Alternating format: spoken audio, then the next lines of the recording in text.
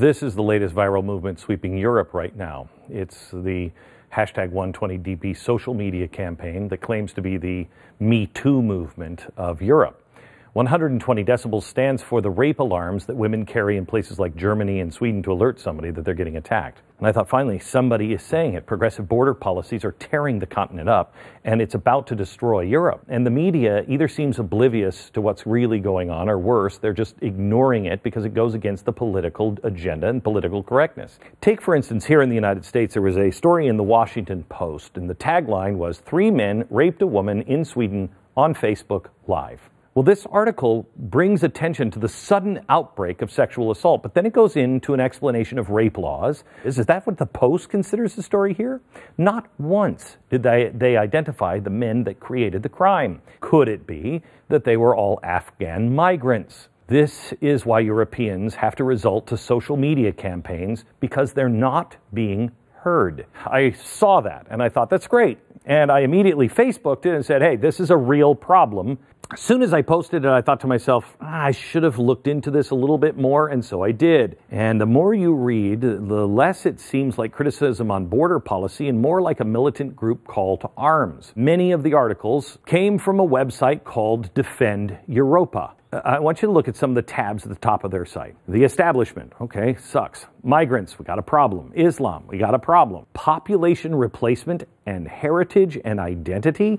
Some people will think that's okay because they don't know what those words really mean. I want to introduce you to Berit Francisca. She's the one who started 120 decibels, and she advocates a return to traditional values and heritage. At face value, some of her arguments sound a little similar to people I've heard, but this is crucial. Let me show you a photograph we found of Francisca at one of her rallies. Oh, that's pretty. She looks beautiful and she's holding a torch. Wait a minute, I've seen a torch parade like that before. Oh yeah, last summer in America. Both of the hashtag 120DB creators and Defend Europa, they're all part of the same umbrella group. It's called the Identitarian Movement, and the branches are springing up all over the world. It began in France in 2012 with the launch of Generation Identity, the youth wing of the far-right bloc Identitaire. Like-minded groups everywhere are uniting under the same banner. They are white supremacist national socialists. They are not from the right. They are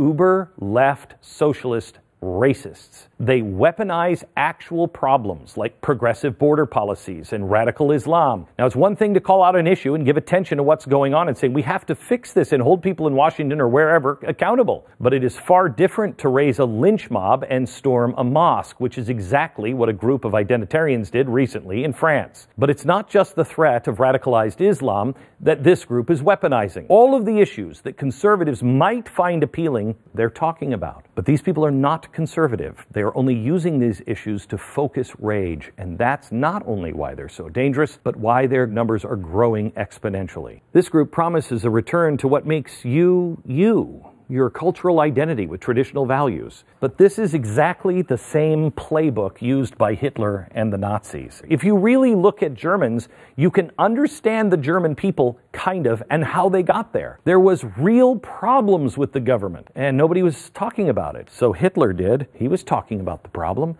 and he would teach your children all about the bad Jew.